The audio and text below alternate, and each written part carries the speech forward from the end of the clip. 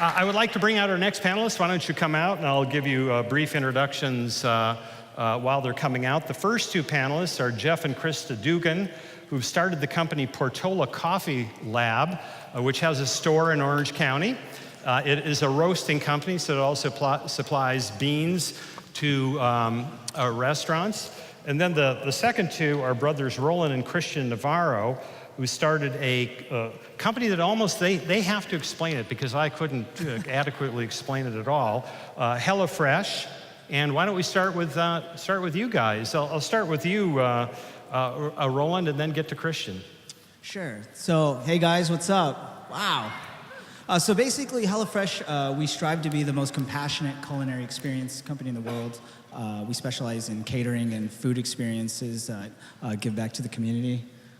Yeah, food is what we make, what we serve, but at the heart of it was sharing love. I can't write a song. I don't play the guitar. But what I do is I cook, and that's the way I show love. And that's what was at the heart of what we did. So. And you guys are really using the internet and social media to pioneer a new kind of catering company and a new kind of restaurant. Describe the concept of a pop-up restaurant. Yeah, a pop-up restaurant is where we'll find an open space and come in, and it's a temporary restaurant. So we'll go into either someone's loft or a photo studio. We did that in London. We went to a photo studio. We set up 3 days at a time. We'd make it into a restaurant and then leave. So we invade a space, put a restaurant, and then leave. And describe both of your backgrounds. We're tight on time, but give us your best thumbnail capsules of your careers and how you got into this unique space.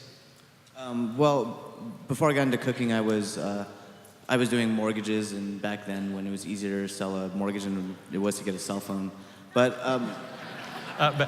you mean back in the days when you said, what's your income, and they'd give it to you, and you'd say, you're Yep. approved. Exactly.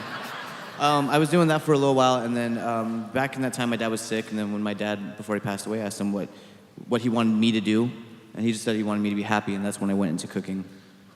So.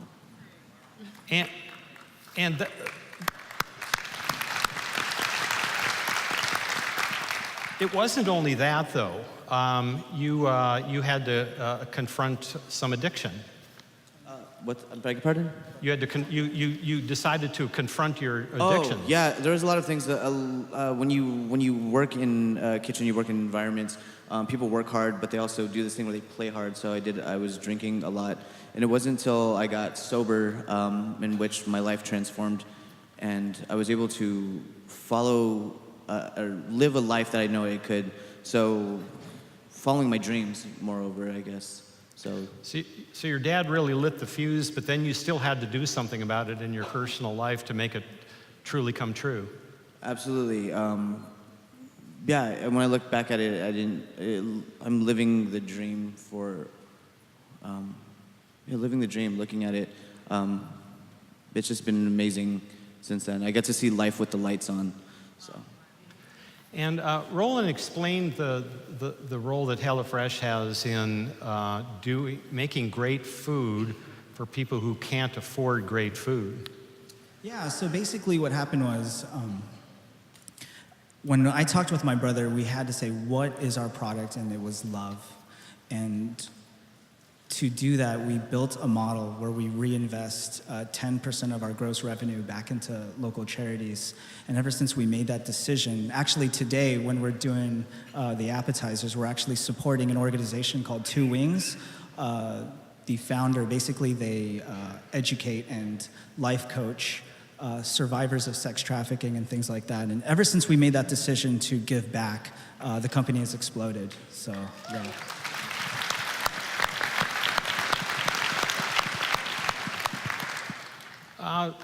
One more question for both of you, and then I'll get to the Dugans. But why do you think,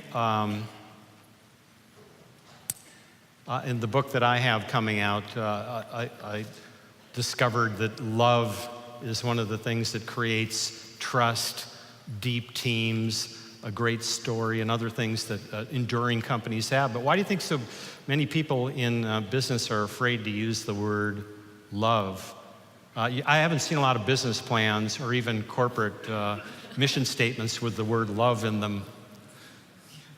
I think people might be afraid that finding strength and humility could be something, but love is something that seems soft. But rarely is it looked at something that is like something that's powerful, something that moves mountains. And I think that's what moved me from certain dark places. That you could always be redeemed from wherever you are if you come from love. Because there's places where I've been so dark, it was someone that loved me, my brother, my mom, a chef that I was working for that pulled me out of the dark place in which I stepped into when I got into my sobriety.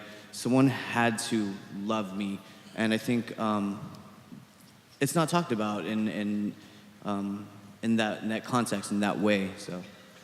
No, you don't see too many corporate quarterly statements with that word in it, but well, let's move to the Dugans. Portola Coffee Lab.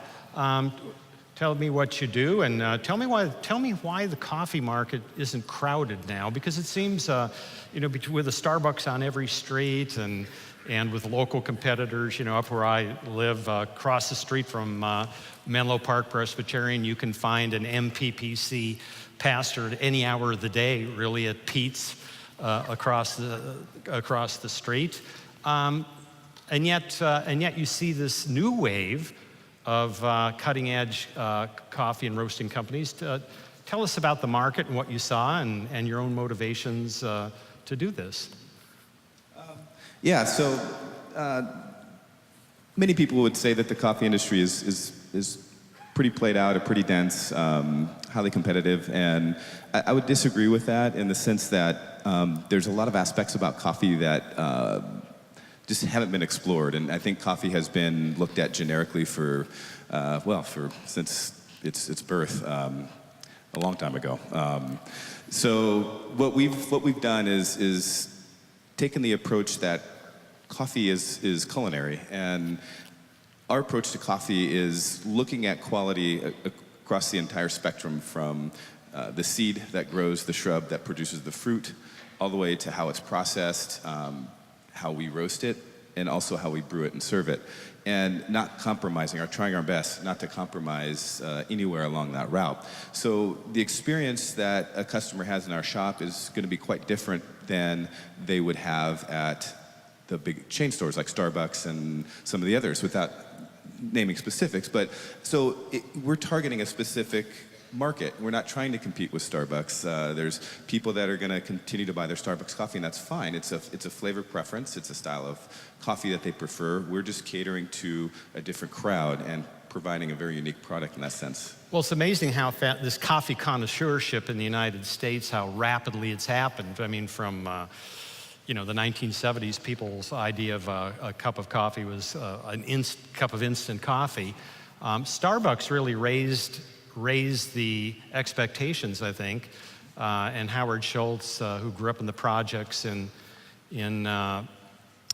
in the outer boroughs in New York City, was really an inspirational story himself, inspired by the Italian coffee house experience and bringing it to the United States. But now, Krista, everybody has an expectation that coffee is going to be great. How do you stand out when everybody has that expectation? Well, I think especially opening up in Orange County, that was a big issue that we had to discuss when we were planning our business, was how were we going to stand out? What could we do that was going to be different? And if you come into our shop, we are so passionate about coffee. Our baristas are extremely passionate about coffee too.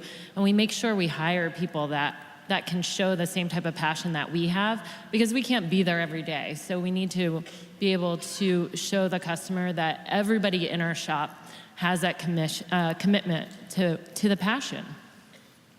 Yeah, there's up in the Bay Area, in around Palo Alto, there's a new company called Philz. Mm-hmm. And all of a sudden, Philz has become the new hot brand, and it only has 7 stores. And how can the both of you, and then I'm going to ask the Navarros too, when you have you build a brand on connoisseurship and passion and love and all those intangible things, can you scale that? I mean, what are your own expectations about how far you can take that into the marketplace? How do the two of you, the two Dugans, think about growth and scale, and what would be too far and what would be not enough?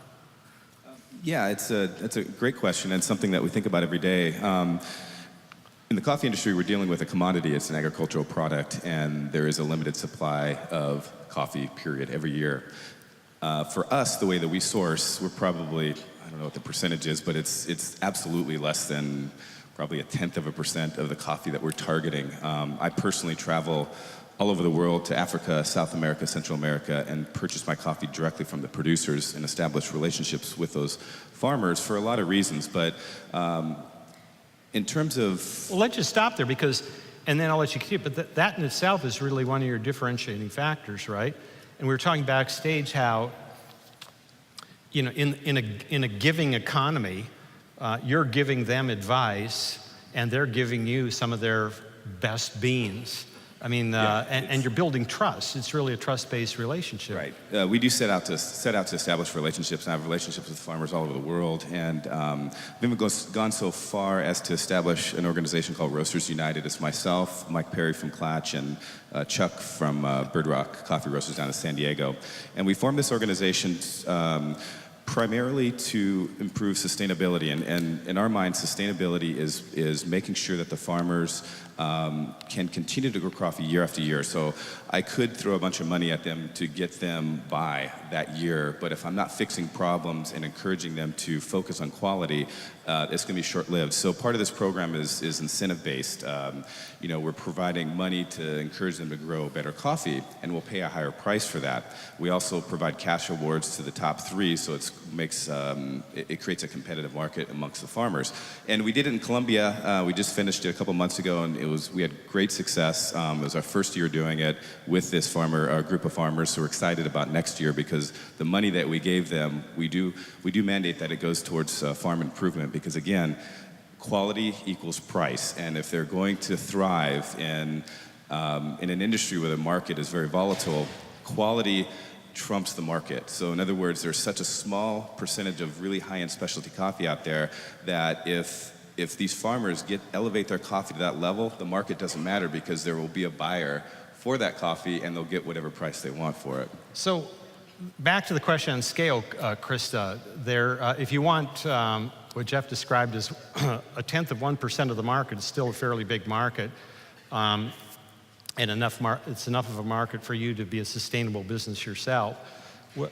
Where do you think you'll settle upon on the scale issue? And then I'm going to ask the Navarros the same thing. Well, this year is our year of growth. We have 2 new shops opening this year that we're really excited about, but we struggle with that question every day. We'll sit at the dinner table and, you know, as an entrepreneur, we have tons of entrepreneurs in the audience. I mean, there is sort of a balance. Where do you go from there? Do you grow and open 20 new stores in the next 3 to 5 years because you got this great investor?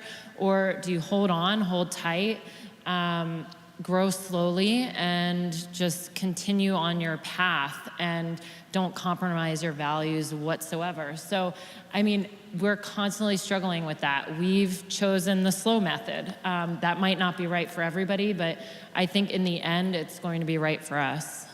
To the Navarros, one of the people I profiled in my book, The Soft Edge, is David Chang of the Momofuku Noodle Bar fame and television fame. And he grew up, a Korean American, grew up in suburban DC. His big passion in high school was to be Tiger Woods. But God didn't make too many Tiger Woods, and he was not one of them. So he went into his second area of passion, which is food. He trained at some well-known, very expensive New York 5-star restaurants. But it was a trip to Tokyo and working in the backstreet noodle bars of Tokyo that really his revelation came. And that was that good food can be affordable for everyone. Talk about you talked about your revelation, but the everyone was what was interesting. Can HelloFresh scale to be for everyone, or is it inherently a concept that is local in nature with pop-up restaurants and so forth? The way I kind of look at it is I think we're in the business of also in changing the culture. One of the big things that drives me is changing the culture of the dinner table. But I think we stay relevant to culture, so as we apply our hearts to what currently happens, whether it's the pop-up restaurant right now, we can scale that now. But there's also different concepts. We're starting a new fundraising platform which uses supper parties to help fund different nonprofits. So by bringing people together over dinner parties, we can do that. So as many nonprofits that want to find, who want to host a supper club, is also another thing. My brother's the tech entrepreneur. I'm the cook, so I think you might be better equipped. Yeah, so one of the things that we really focus on is it's almost like we're a venture culinary company. So like, for example, one of our biggest scales was movie sets. And when we were doing these types of craft service, it was basically how do you systematize to a degree, there's a balance, by creating a system, but then filling it with passionate people that will not ruin the brand. So I remember when we were hiring chefs and we had a chance to hire a Michelin starred kind of experienced chef, 5-star, the whole thing, we actually ended up hiring one of our good friends from junior high who's so passionate about loving and giving back that we were able to build a system, but insert him into the proof of concept, and then we just kind of rinse and repeat that model. And, you know, it's been pretty good. So I think that's one of the things, is really finding a balance and finding a system that works while not straying too far away from your brand. Yeah. Well, I also want to tie what you're doing in just the couple of minutes we have left, Ariana's talk and Pastor Rick's book, The Daniel Plan, that street food and native cultural food and all of that kind of stuff, maybe in the past, at least in the United States, incarnation of it, hasn't had the best reputation for healthful.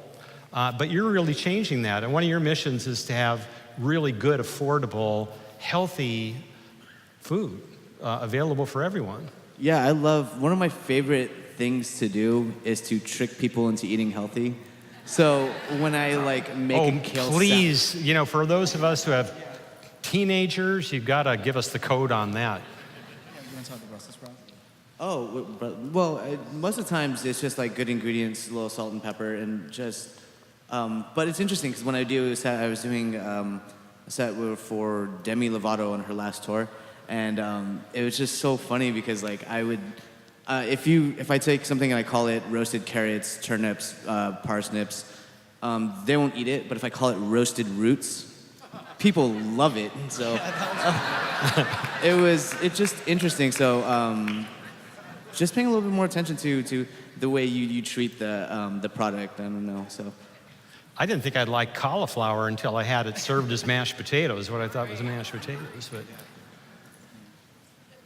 And just so you know, a coffee just by itself, if you try it black, has no calories. well, we're heading. You're persuading me to give up my 5-hour energy habit here and get back to real natural caffeine. We're heading into the lunchtime. Let's give our panelists a big hand.